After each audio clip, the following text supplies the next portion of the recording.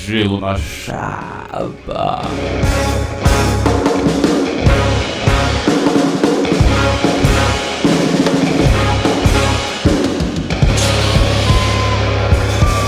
Boa tarde, boa noite, boa madrugada, bom momento, bom agora, por que não? Bem-vindo a esse experimento audiovisual, sobre audiovisual, um experimento onírico. Venha comigo se você se interessa por política, por cinema, por arte, etc. Outras bagunças, outros mafuás. E este vai ser um segundo episódio desse canal com um assunto bastante complexo, porque teremos que falar de Big Brother.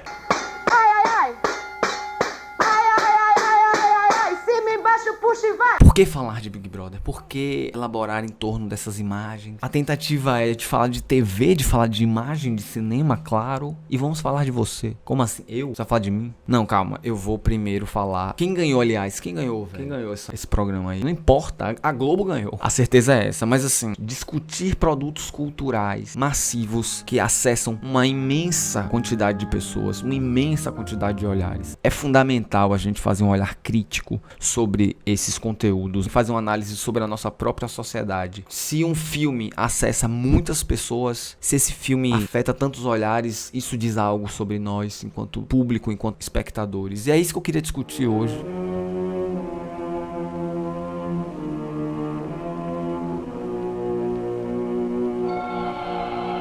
Eu acho importante falar desse programa agora, justamente porque ele foi uma edição que parece que flopou. Parece que essa foi uma das edições que foi acusada de não ter tanto conflito, de não ter tantas questões que atraísse o olhar do público. O que é que atrai o olhar do público, aliás? É uma pergunta louca. Eu acho que o Big Brother pode sim ser uma pista pra gente pensar o olhar do telespectador no Brasil. Olá, Otávio. Alô? Oi, Otávio, bom dia. Oi, eu queria mandar todo mundo tomar no cu. A força de um programa desse no imaginário, a força de um programa desse em certas formas. Será que seria loucura a gente se perguntar se essa ética do Big Brother, essa estrutura de jogo, na verdade não fala muito sobre a sociedade nossa do lado de cá, quer dizer, do lado daí, enfim, dessa realidade, digamos, social que tá aí fora. É uma ótima oportunidade pra gente olhar a estrutura do programa, fazer uma leitura crítica para além do que a gente tem da historinha, escapar um pouco da leitura da dramaturgia, ou seja, do que aconteceu, dos personagens, da briga, as pessoas que marcaram, do que falou, do que não falou, olha, as frases, os dramas, momentos, as tantas polêmicas, tantos cancelamentos. Assim, a intenção não é exatamente julgar se é bom, se é ruim. Eu acho que a gente pode sair dessa preocupação em rotular, porque muitas vezes a gente rotula uma coisa e a gente tende a se afastar dela. A gente tem um programa que se chama Reality, mas na verdade ele tem uma série de disparos narrativos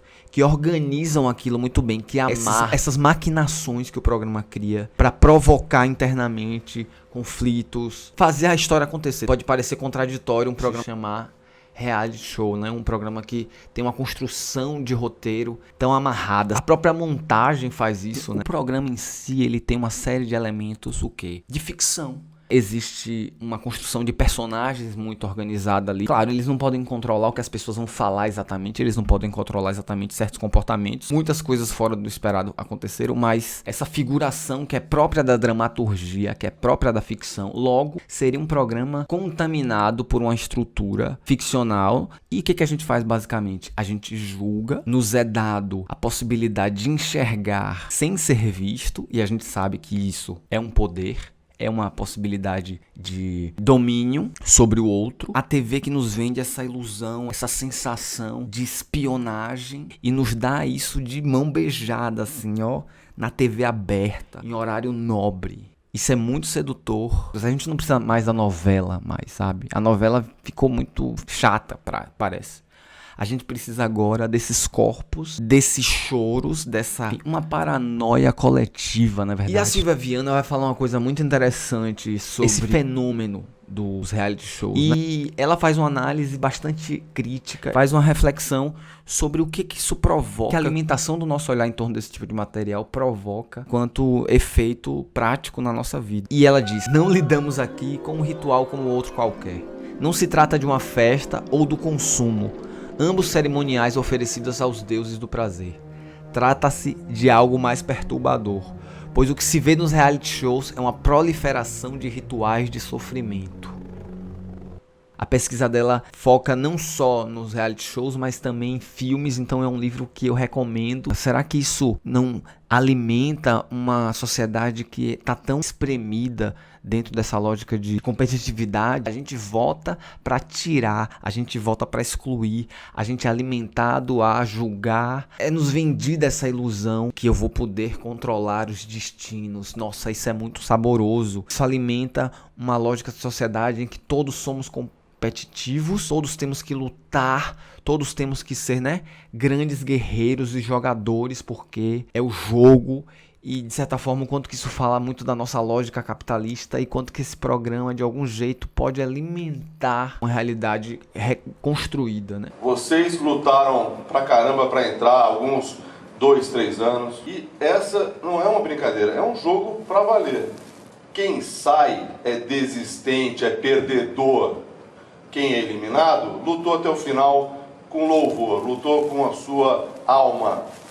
Quem perde é quem desiste, quem é fraco. A gente tem um maravilhoso autor aqui, que é o Byung-Chul Han, que tem um livro chamado O Bom Entretenimento. Uma das questões que o Chul Han vai fazer uma provocação é de como essa lógica do entretenimento, essa lógica do ver e ser visto, essa lógica de se apropriar da imagem do outro, na verdade está inserida na nossa sociedade como um todo, como um entretenimento, na verdade, ele está em todos os lados. O entretenimento escapa agora àquela limitação temporal e funcional. Ele não é mais episódico, mas sim se torna, por assim dizer, crônico. Isto é, ele parece não mais dizer respeito apenas ao tempo livre. A própria realidade parece ser um efeito do entretenimento. Ou seja, nós temos uma relação com a realidade mediada por essa ideia de entreter-se. Qual seria a ferramenta que nos colocaria full time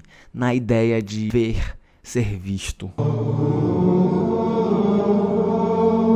Piscina do entretenimento, a gente pode se jogar, a gente pode mergulhar por horas e horas a fio, sem parar no entretenimento, porque não existe mais tédio. É a tentativa desesperada por sempre estar envolvido. Histórias com informação por todos os lados. Será que na hora da gente, nós, nos autorrepresentarmos, quando a gente posta uma foto, quando a gente revela um pouco sobre a gente mesmo, a gente também não está entretendo? Para pertencer a este mundo, é preciso ser alguém que entretém, no sentido de ter ao lado do entretenimento, um mercado que conduz ideias, que aponta caminho. O agro é pop. Modos de ser, modos de viver. Então essa ideia que um programa como Big Brother nos vende e outros reality shows nos vendem, que a gente pode ter acesso e um certo controle da imagem, de certa forma também está muito conectada com o momento, digamos assim, o ato mais banal. Ou em qualquer momento você vai ver alguém apontando a câmera para si. 30 billion or so selfies are posted each year. The majority are by women. Some people say that selfies are narcissistic, but isn't there snobbery in such denunciation? It's okay when artists picture themselves, but when, for the first time in human history, most people can, it's called banal. A conspiração exibe-se nas redes sociais. As máscaras, ao mesmo tempo, ocultam e conferem visibilidade. O direito à imagem é reivindicação de ser visto e, contraditoriamente, ser dono da própria imagem. Então, assim, fico pensando nas redes sociais como esse espaço também da construção, narrativa, do controle da própria imagem. Eu e minha imagem, eu existo, eu sou dono da minha imagem. Será mesmo? Será que a gente é dono da nossa imagem? Como isso também está cercada pela estrutura de negócio, de mercado, de publicidade, de modos de ser, vender, o que vestir, para onde ir. E aí a gente vem todo esse debate sobre, nossa, algoritmo. Eu não tenho condições de discutir isso junto com o Big Brother, porque parece que são praticamente as mesmas coisas. É óbvio que a história da arte é a história da autorrepresentação também. Quantos artistas se pintaram? Isso é desde as cavernas. Isso é parte da nossa força artística. Essa possibilidade de falar do eu, de acessar o eu. O cinema fez isso de maneira tão forte quanto as outras artes. Eu queria citar, inclusive, alguns filmes que também trabalham essa ideia do eu, da autorrepresentação.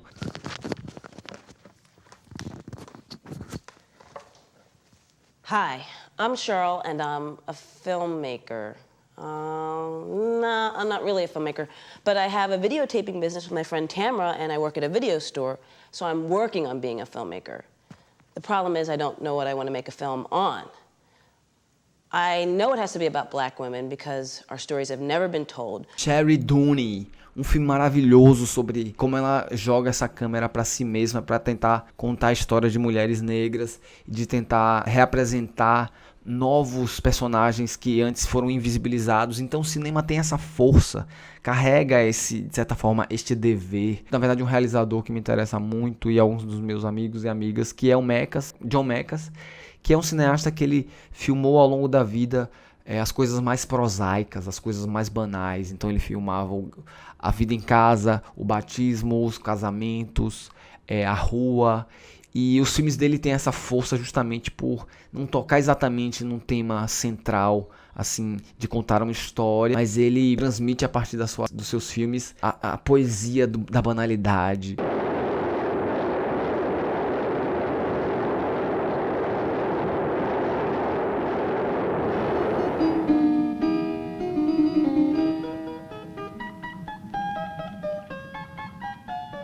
É um cineasta muito interessado em uma espécie de diário, uma câmera que acompanha a vida comum, a arte de todos os dias, a arte da banalidade. Eu acho que os filmes do Mekas tocam nessa questão da representação da câmera virada para si de outra forma. Não é um programa que media essas forças, né? O programa ele media, ele coloca uma série de câmeras em torno daquelas pessoas, câmeras em todos os lugares, para que não se escape nada. Enquanto de algum jeito, do outro lado, há uma outra força de autorrepresentação. A mediação se dá a partir da escolha do artista. Então, assim, é o autor que escolhe a maneira que ele quer se representar, sabe? E por que não citar um amigo meu? Por que não citar Marcos Curvelo, que faz filmes que adentram a sua intimidade? Tem um filme de Marcos que eu gosto muito, que é Feio, Velho e Ruim, que na verdade são fotos, né? Fotos da infância. Pra minha surpresa, eu tava negativado, né? R$29,70. Não, eu sei.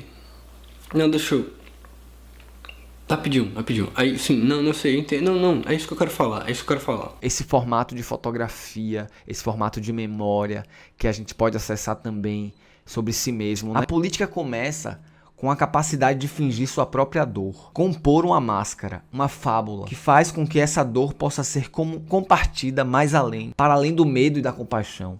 Porque o sofrimento fundamental é o estado daquele que não pode fingir a sua dor. Olha o que esse homem tá falando, sabe? A questão não é o self em si. A questão, me parece, não é essa obsessão pela imagem. A questão é pensar quem media isso. No caso do Big Brother, quem media isso é uma lógica de entretenimento, de mercado. Então, assim, há toda uma política em torno do programa justamente porque ele precisa acontecer e gerar lucro a partir dessa grande acesso dessas marcas nos nossos olhares. Será que o ser humano só pensa agora em se ver, em eu ficar me olhando aqui?